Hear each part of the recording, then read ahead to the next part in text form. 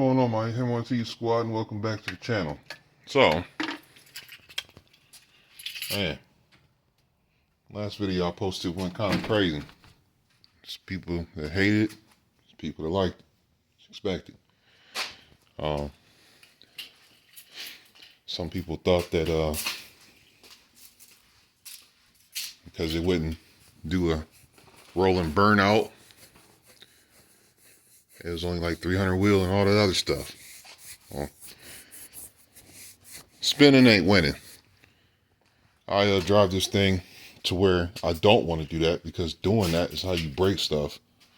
So let me show you this. I could say a lot of things, but then when you got papers and videos to back up your claim, that's another. So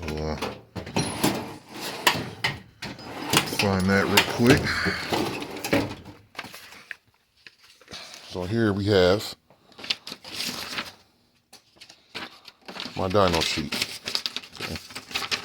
And also there's a video in my thing, my YouTube. Okay. There's the date. Fast Mobile Dining. Or dyno. Okay. This is what it did. 572, 438. Now, the way centrifugal superchargers, you see it. I can't make this up. Now, the way centrifugal superchargers work, the boost comes in linear, so it doesn't come in hot like a root style blower, like Hellcat blowers, LT4 blowers, Whipples. It don't leave like that.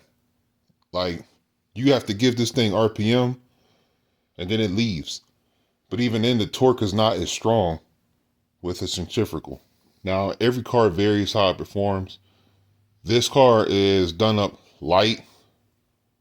It didn't go crazy on the timing because we got to work out the fuel issues with this car, because the transition is hurting me. The 3-inch, the 4-inch on the LS7. That's why I had to run that mini AFC. And it's like you hit a brick. We're hitting a brick wall at 6,500. We couldn't figure it out. But I got James Buer going over some things when I bring it back out.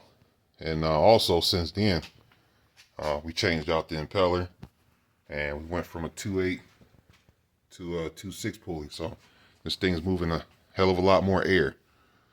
So let's see what happens. I mean, this is a one-off setup, and there's nobody that's taken this particular setup to the magnitude I'm taking it to. So this is all trial and error. But I think for the powers putting down previously, I think I did pretty good, especially in the 3800. It's not 1,000 wheel horsepower, it's not, it is a burnout box if I wanted to. First, second, and third, it'll just blow the tires off, but I don't want to do that. That's how you break shit. But, well, why don't you, well, because, this has got a F23. It's a 5-speed. This is not a setup where, if we break it, we could just go get parts today, because this is all custom. So I'm being real. I'm enjoying my car. I'm having fun when I'm breaking shit. But at the same time, I'm being respectable of my setup, because I don't want to cause myself something that can't be fixed. Got to keep that in mind. But anyway, it's enough of the yapping. So let's get on with this video. So, found out some more work, because I should have had this done. I have a complete mess I got to deal with down here. So, let's see. Yeah, I got a flashlight. Let me get on down here. As you can see, I have a mess down here. There's a various reasons why. What I got going on here. So, if you can look there, see how I have oil in that basket? So the problem with that is we got to remove this balancer, the oil pan bolts. Okay, there should be one right there. All right, that's where my oil leak's coming from. There's a bolt behind this balancer that's missing because the oil pan needs to be loosened and it needs to be slid back, because if you put a bolt in it now, it actually makes the oil pan lit duck beak like this, and then oil starts seeping out. So with the oil, well, with the bolt missing, it's sealed, but then under high pressure boost, it leaks oil out down there in that basket. And then high speeds and all that, now it's getting all over the place back here. And also we got going on, okay, see, okay, right there. See that? You might be able to see it, but you're not. See that gray streak right there? That CV boot decided to leave the building. So now I need to get a new CV axle boot for this CV axle, because now it's leaking. So I got a mess to clean up. And also, before Pontiac Nationals, my which was my fault, the way I put the headers on when I put the motor, was I put the motor back in? Ah, it was something I did. The power steering lines on the rack and pinion literally sawed a hole in the power steering line and sprayed power steering all over the place down there. So I have a mess that I need to clean up under there. I didn't realize it was that bad, but I'm gonna take care of it. So that's why I go through this yearly maintenance with my Grand Prix, because stuff like this I overlook because I'm just too busy enjoying my car. So this is what I get. Now I got to fix a bunch of stuff. Well, I'll get it though. I got the new boot coming in for the CV axle, so I can get that leak fixed on that. I'm gonna get a bunch of brake cleaner, clean up my rack and pinion, because it looks like my rack and pinion was leaking on the boot. But then I realized what happened.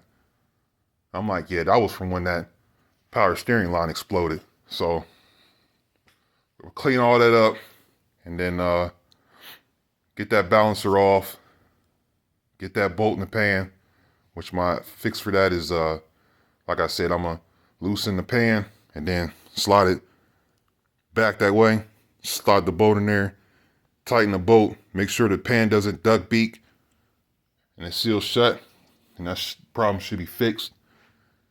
No more oil over the place. So, and then we'll change the oil, and then fix the heater core hose on the top.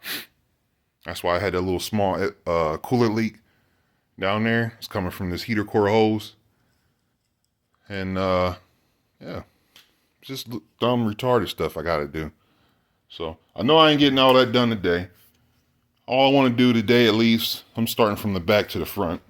So I'm gonna put my coilovers on in the rear, get my wheel on.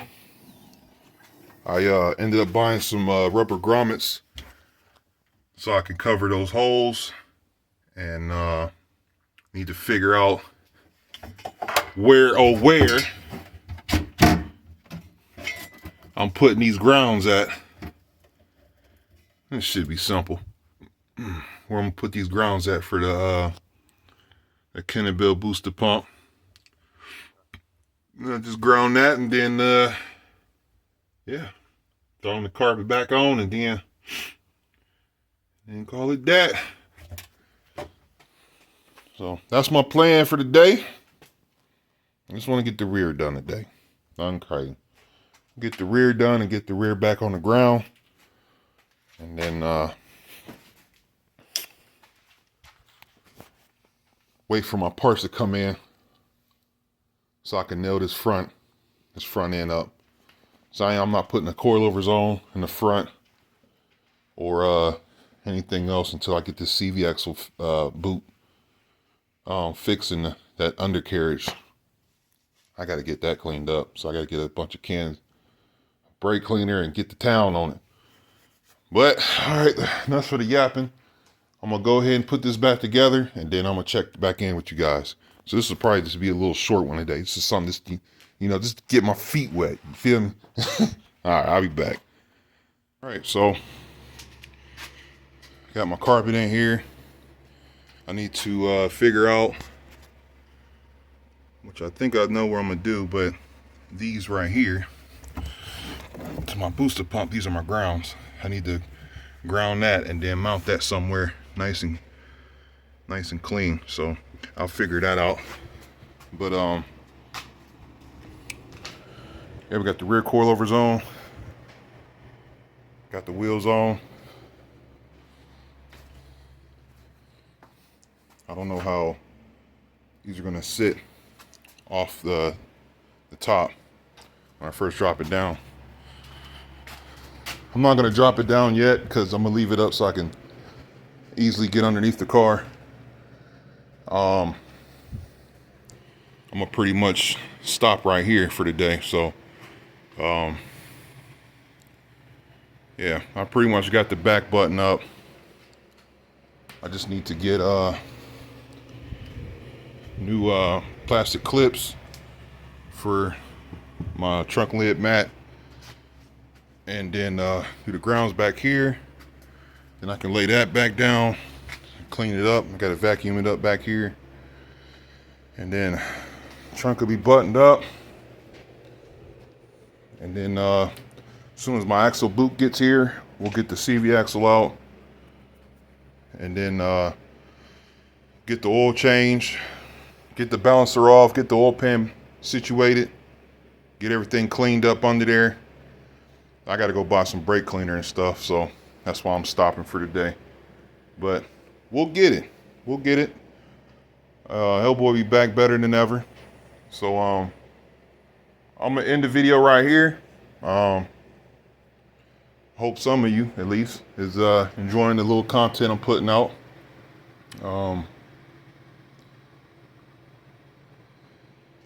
Yeah, that's all I got. I will catch you guys on the next one.